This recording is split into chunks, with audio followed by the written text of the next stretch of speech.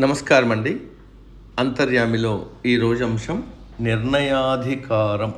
మనకు అందించిన వారు గోలి రామచంద్రరావు గారు. వినిపిస్తున్నది మీ విజయభాస్కర్.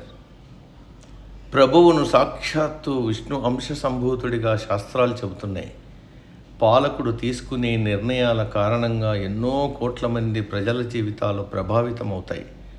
పాలన చేసే వ్యక్తి అనేక మంది ప్రజానీకంలాగానే భూమిపై జన్మిస్తాడు. అతడికి తోటివారిపై ఆజమాయిషి చేసే అధికార దండం చేజిక్కిందంటే ఆ పుట్టుక సామాన్యమైనది కాదని అర్థం చేసుకోవాలి. భగవత్ కృప పరిపూర్ణంగా ఉండడం చేతనే గద్దెనెక్కే భాగ్యం దక్కిందని అవగాహనతో పాలన చేయాలి. పుడమిపై కోటాను కోట్ల ప్రజానీకం జన్మించి అస్తమించారు. పుట్టిన వాళ్ళందరూ చరిత్రకెక్కలేదు. కాలగర్భంలో కలిసిపోకుండా పేరు ప్రతిష్టలు సంపాదించుకున్న పాలకులందరూ తమ నిర్ణయాధికారాన్ని సద్వినియోగపరుచుకున్నవారే. యుద్ధం కారణంగా ఎంతోమంది జీవితాలు దుఃఖమయంగా మారుతున్నాయనే సత్యాన్ని తెలుసుకున్న అశోకుడు యుద్ధ విముఖత నిర్ణయాన్ని తీసుకున్నాడు. అహింసా మార్గం వైపు మళ్ళాడు. ఆ నిర్ణయం కారణంగా ఎంతమంది తల్లిదండ్రులు భార్యాపిల్లల ముఖాల్లో సంతోషం విరబూసిందో ఊహించడం పెద్ద కష్టమేమీ కాదు. పాలనాధికారం ప్రజాసేవ కోసమే కానీ స్వార్థ ప్రయోజనాల కోసం కాకూడదు. ప్రభువు దగ్గర వివిధ మార్గాల్లో జమైన ధనమంతా ఆశ్రితులు నిరుపేదలకు ఉపయోగించడానికి తప్ప తాను తన కుటుంబ సభ్యుల విలాసం కోసం కాదనే సత్యం తెలుసుకోవాలి. ప్రభువు ఆశ్రితులను నిరాదరిస్తే ఏం జరుగుతుందో ద్రుపద మహారాజు ద్రోణాచార్యుల మధ్య వైరానికి కారణమైన సంఘటన ద్వారా తెలుస్తుంది. దారి తప్పిన ప్రభువును కాలం ఏదో ఒక రూపంలో మట్టి కరిపిస్తుంది. విశ్వంభర అనగా భూమి మీద ఆధిపత్యాన్ని మహాభాగ్యం అంటారని పూర్వం లాక్షణికులు నిర్వచించారు.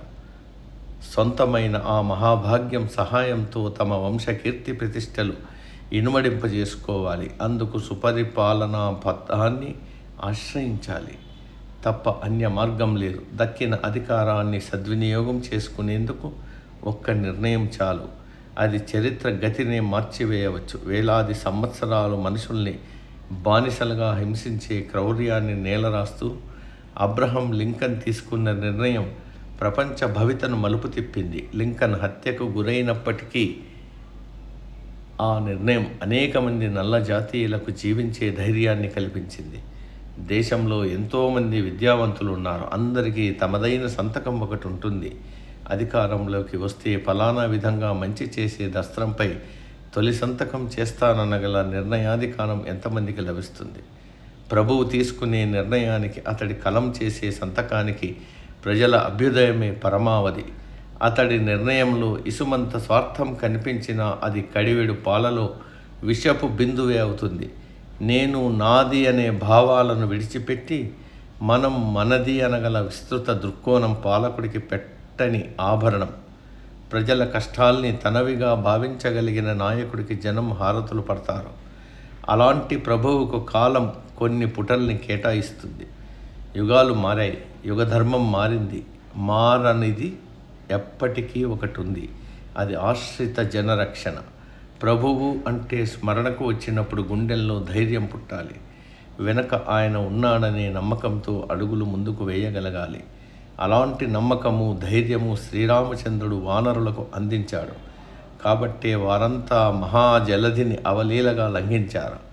శ్రీరాముడు నిజమైన నాయకుడు, ముల్లోకాలకు అసలైన ప్రభువు. ఎందుకంటే అధికారాన్ని అవలీలగా త్యజించి అడవుల బాట పట్టాడు. ఆ సందర్భం ఎంతో కఠినమైనది అయినప్పటికీ తన నిర్ణయాధికారాన్ని స్పష్టంగా ఉపయోగించుకోగలిగాడు. సమాప్తం. సర్వే జన సుఖినో భవంతు. అందరూ బాగుండాలి, అందులో మనం ఉండాలి.